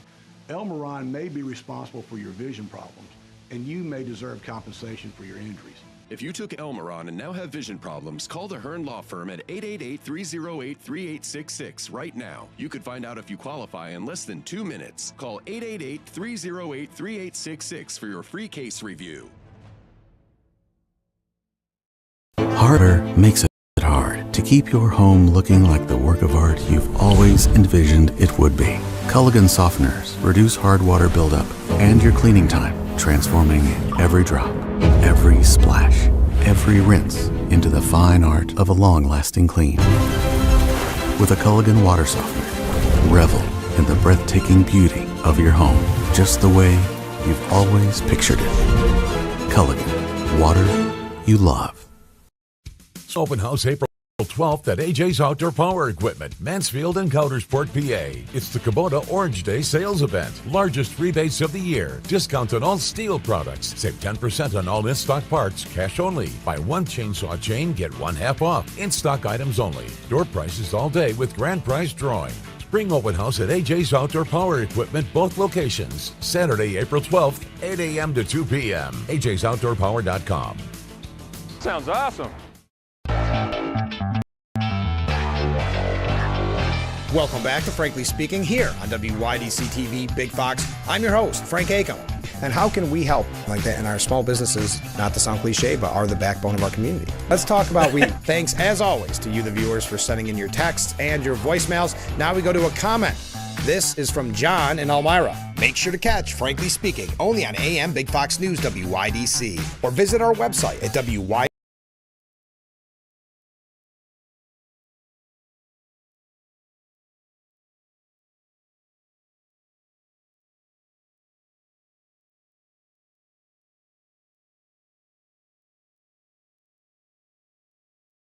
We are back with Frankly Speaking, broadcasting live from the Hesselson studio here on Market Street in Corning. I'm your host, Frank Hakem. Let's go to some viewer comments. Good morning, Frank. Well, good morning. With regard to school budgets, I think I brought this topic up once before. Think back to when citizens were given a say in accepting the annual budget. The first year, I believe, it failed. So the school district had to recalculate a new budget. I visualize after that first year, school administrators calculated the next year's budget and added an arbitrary amount, proposing that inflated budget as the budget for the next school year. If it passed, they probably felt that they were victorious. If it didn't, propose the original budget as a contingent budget, which was then accepted. Yes, the contingent budget is probably what they really could shoot for. School administrators still felt victorious. For that reason, I always vote against the initial budget because I use my vote as a check and balance in an attempt to keep school administrators honest. Appreciate that way of handling things. I do believe, and it's history. I mean, it's in Washington, it's in Albany, it's in school. They're always going to give the higher number. And let's face it, use some scare tactics that if you don't pass this, we're going to lose. It's never, lose some administrators or something like that. It's always you're going to lose what? You're going to lose band. You're going to lose arts. You're going to lose the football team. It's always the ones that are going to directly affect you the most, that tug at your heartstrings. It's never losing the waste. And that's not any local ones specifically, local school district, just in general, just like in Albany, it's just like in Washington. So thank you for that comment. I wanted to, before we get back into the tariff talk and moving along from that as well, I wanted to remind you, because today is the day of the event, that there is, here we go, a Veterans Lunch and Benefits information session being held today from 11 till 1. It's absolutely free. It's being held by our friends at the Steuben County Veterans Service Agency and Dwyer program. This is for vets. It's also for their family or caretakers. You'll learn all about your benefits and learn and be able to ask questions to the experts. So that is at Forest View Gang Mills Fire Department. For more information, you can contact them. You see that number on the bottom of your screen. But today is the day, and I didn't want you to forget, because I know we have a big vet contingency here, and we do appreciate you always joining us, and we thank you for your service. Okay, Trump's tariff pause rightly reset the global trade conversation to the big question: what to do about China. And it is interesting that it did bring that topic back to the forefront. One that is talked about in some, I guess you would say, more conservative circles. Occasionally, we've had experts on this program talk about the real adversary that we have in China, and that China wants to be the world superpower, that they actually kind of believe that they already are, or very close to being the world superpower, along with Russia. And with the help of Iran, that's changed a little bit, but still something to keep in the equation. So we've talked with experts about it, but there's so much money to be had in the China market, and so much money flowing to politicians from that market, that they don't want to take on the tough challenge. So very often the topic is not discussed out in the open, let's put it that way. So not paused yesterday were the tariffs on China. They actually were increased. Not just because Beijing came back at Trump with its own tariff hikes, nor only because it had abused its privileges ever since President Clinton welcomed it into the world trading system 3 decades ago, but because its central planners are now aiming at manufacturing, a naked threat to every other country's national security. China's state banks have pumped $2 trillion in loans into the country's private industries these last 4 years, financing not only a ton of new factories, but massive automation at existing ones. And so a 30% plus growth in exports over 2023 and 2024. The country's factory output is now larger than that of 5 major industrial powers, all combined. That's the U.S., Germany, Japan, South Korea, and Britain. Again, thanks to massive state intervention that has nothing to do with free markets or fair competition. And that makes no sense except as an effort to put everyone else at Beijing's mercy. Now is absolutely the time to blow up this relationship before Chinese trade becomes something our economy can't function without. And just go back to when there was issues with the supply chain with China towards the end of COVID. Remember what disruptions and costs that caused here in the United States? That should have been a real clear sign and a real awakening to people that we need to distance ourselves from China. As it is, Treasury Secretary Scott Bessent is right to say Washington now retains the upper hand in any one-on-one trade war, since China exports roughly 5 times more by value to us than vice versa. Note that much of the rest of the world has been responding to China's games with higher tariffs, and now may well need to do more if Beijing tries to divert products from the U.S. market to theirs.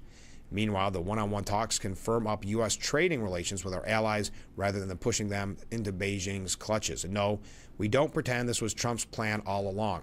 He doesn't think that way. He often makes moves by instinct, sees a reaction, and adjusts accordingly. And this is coming from the New York Post.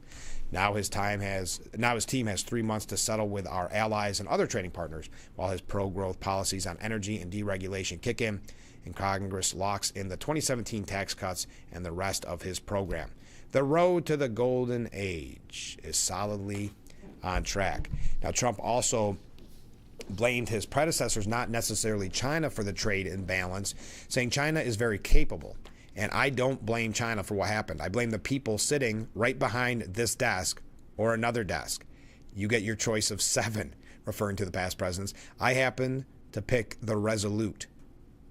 But I blame the people sitting behind this desk for being stupid, incompetent, or not having courage. This should have been done years ago. This should have been done before Obama, in all fairness. Not only Biden and Obama.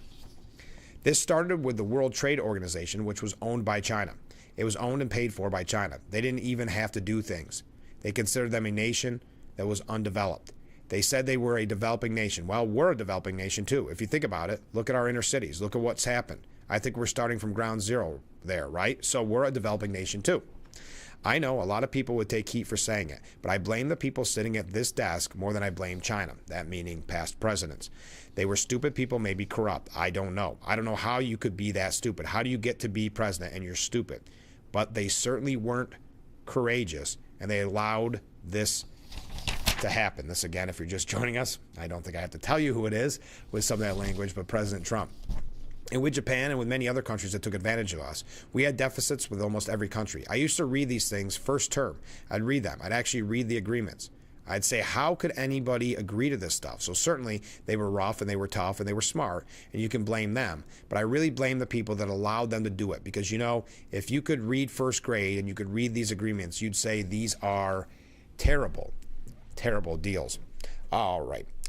China, there is a piece, we're not going to be able to get into it, but if you want to learn more about this and the tariff deal, Jared Downing has a piece called How China Has Amped Up Its Factories and is Threatening to Crush the U.S. Industry with a New Tsunami of Cheap Products. And that kind of ties in with that piece that we were telling you about earlier before we read Trump's quotes.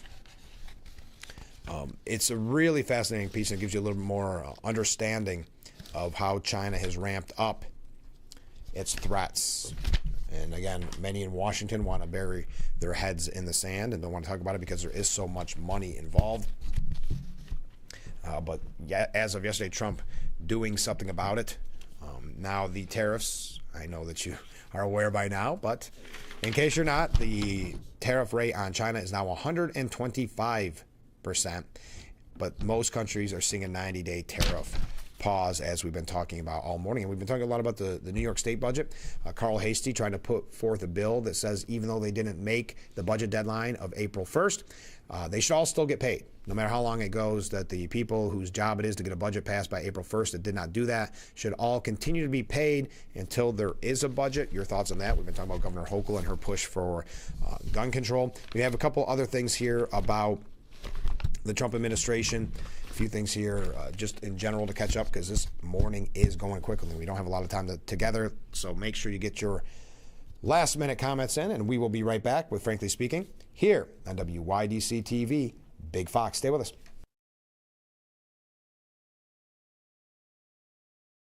Stay tuned to find out how you can get the latest in diabetes technology at little or no cost from U.S. Med. Avoid complications like nerve damage, kidney failure, eye and cardiovascular problems. U.S. Med's CGM systems offer round-the-clock glucose monitoring in real time, provide alerts, and help users avoid painful finger sticks. U.S. Med works with most insurers, Medicare, and offers a money-back guarantee. Call 800-681-3147.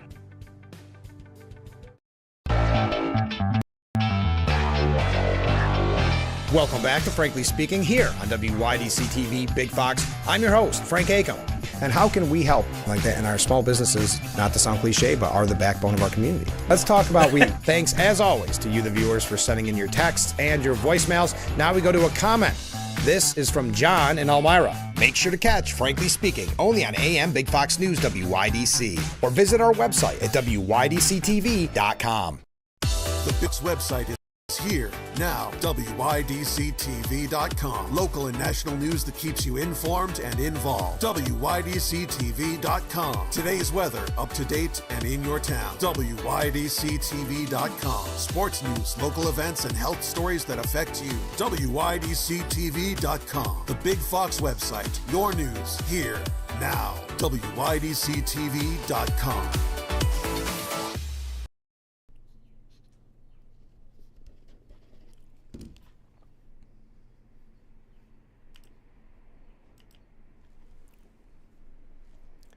Welcome back to Frankly Speaking here on WYDC TV Big Fox. I'm your host, Frank Acom. We're broadcasting from the Hesselson studio here on Market Street in Corning. A couple comments from viewers from during the break. The Chinese yen just hit its lowest level against the U.S. dollar in 18 years. Well, I did not hear that specifically. I do know that as of yesterday, it was the lowest, I believe, since 2017. I don't know what has happened since yesterday and when the tariffs have took effect in China. I will find out that number for you specifically. But the reason I bring up this viewer's comment is because I said, what does this mean for the global economy? It is quite a shakeup. It's going to be very interesting. We'll see what the president has to say about it this morning. Always so much breaking news, but thank you for that. Comment from a different viewer. My unsolicited 2 cents. We took God out of the schools. Oh, and that's in reference to the school shooting but that someone said, why has it changed so much? And why has the culture changed around firearms? Comment from a different viewer. Further, do citizens realize that we are not really voting on the entire budget? This is in reference to the school budget. Yes, are we covering a lot of topics on Frankly Speaking this morning? We sure are. This one is in reference to the school budgets. Do citizens realize that we are not really voting on the entire budget because most of the budget is mandated, and therefore we as citizens really don't have a voice on the entire budget? It's probably closer to 25% of the actual expenditures. Thank you very much. We're going to be talking about school budgets here in a little bit on the program, not today, but as we get more information, because the budget vote is normally around May. So we'll have all that information for you, and we'll hear from all sides of the issue. I have heard some rumors about here in Corning Painted Post what their budget looks like, because if you recall last year, it got voted down on the initial vote, and then the second budget passed, as that one viewer kind of alluded to. It's an old, really negotiating tactic, if you will. You come in high, and then you say, whoa, voter, you won. It's only this much more expensive. And voters go, whew, thank you very much. It only cost us millions and millions of dollars. Thank you very much. So yes, we can kind of see that coming a mile away.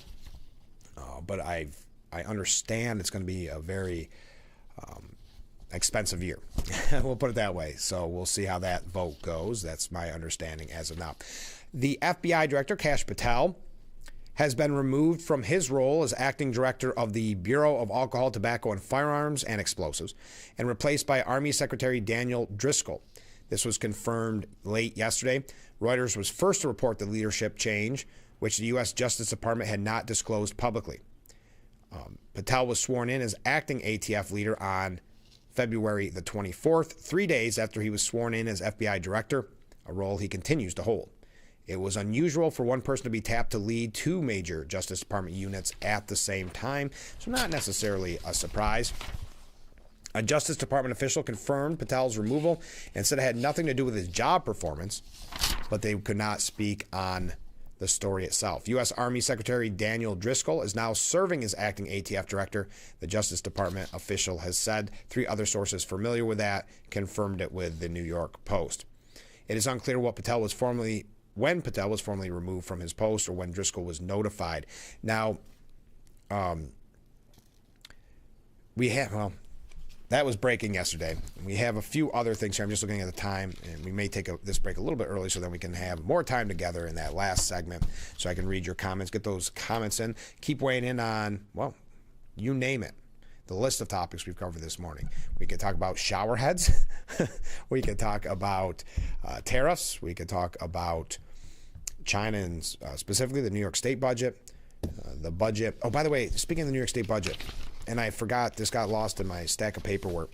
I know yesterday we played that audio for you from Assemblyman Phil Palmisano, but I wanted to mention that when he spoke, he gave an interview and said, I didn't realize how bad the numbers were in New York until I stepped onto the assembly floor in 2011. And this is in reference to Donate Life. He's a very big supporter of Donate Life. And he mentioned his sister, and this is such a touching story. I know he's talked about it on the program. But he said her first transplant came from the kindness of a stranger who made the selfless act to sign up to be an organ donor. Teresa, Phil's sister, had that transplant in 2000, and then 6 years later, I had the privilege, meaning Phil Palmisano, to donate a kidney to his sister.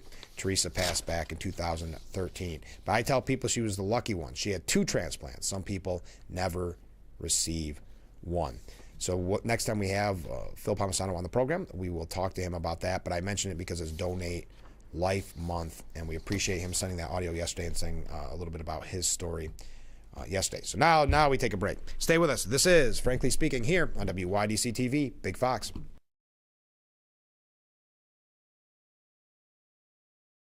If you or a loved one regularly used hair relaxers or straighteners and were diagnosed with uterine, ovarian, or endometrial cancer, you may be entitled to significant financial compensation. I've used hair relaxers for years. I had no idea they could cause cancer. Chemical hair relaxers and straighteners have been linked to serious conditions, including several types of cancer. If you used hair relaxers and have been diagnosed with uterine, ovarian, or endometrial cancer, call us now. There's no fee unless we win your case. Call today. Don't have time to go to the gym? The health club is not an option? Come to Hesselson today and see why swim spas and fitness systems can fit into anyone's yard and budget. 12-foot, 14-foot, 15-foot, 18-foot dual temperature hot tub and swim spas are all on display in Hesselson's indoor and outdoor showroom. Try before you buy. 0% interest-free financing options are available on every Hesselson swim spa.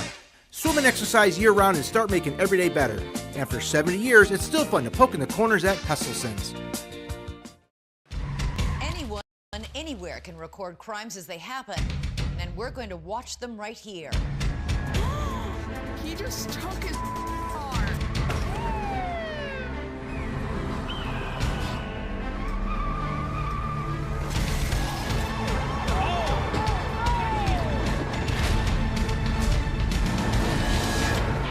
With cameras everywhere, you can run, but you can't hide.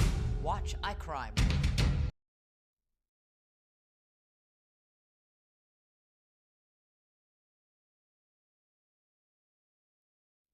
We are back with Frankly Speaking, broadcasting live from the Hesselson studio here on Marcus Street in Corning. Wrapping up today's edition, let's go to a couple comments before we do just that.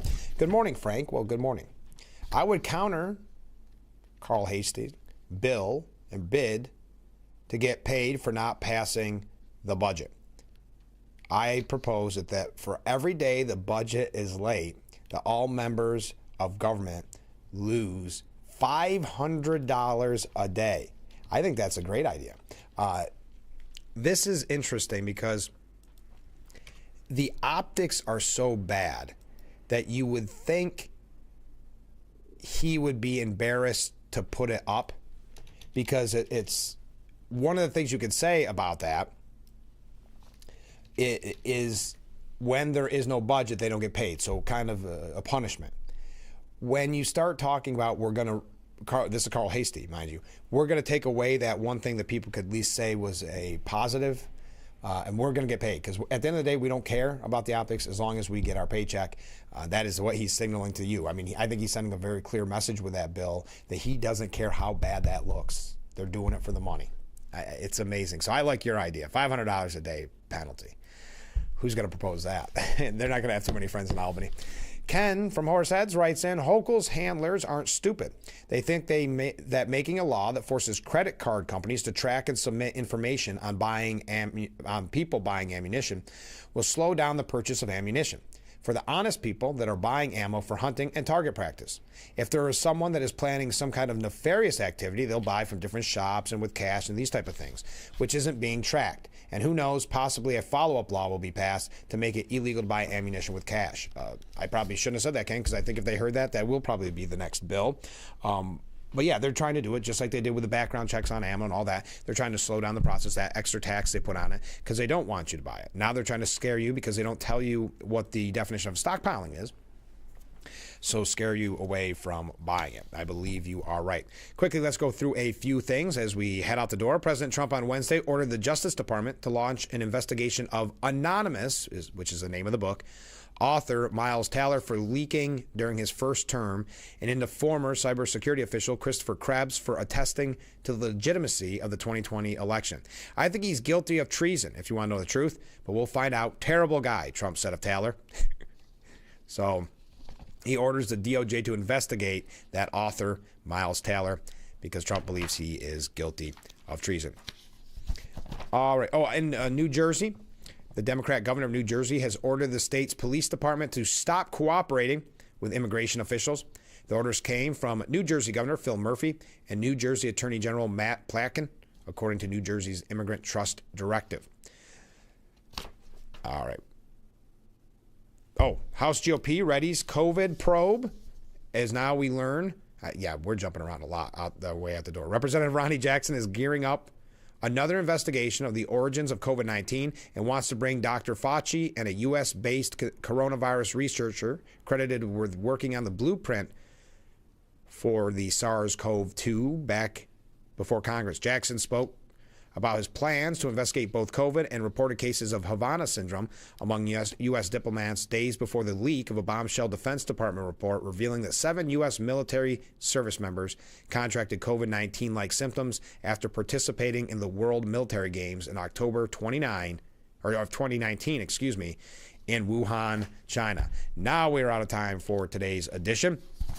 Thank you. Oh, I know I do this every time. Whoopi Goldberg on The View says that Trump does not represent America. We don't want this. So the person who just won in a landslide victory back in November, that is not what we want. I guess we meaning the people at The View, who I don't believe speak for the whole nation. We are, I don't have time to read more comments. I see some more comments coming in. We'll bring them up on tomorrow's program. Thank you to everybody who joined us. You can keep the discussion, the conversation going. Don't forget, we talked earlier in the program about the question of the day. Go to WYDCTV.com, WYDCTV.com. And we'll be back tomorrow morning with Frankly Speaking here on WYDC TV, Big Fox. Have a great day, everyone. Look forward to seeing you tomorrow.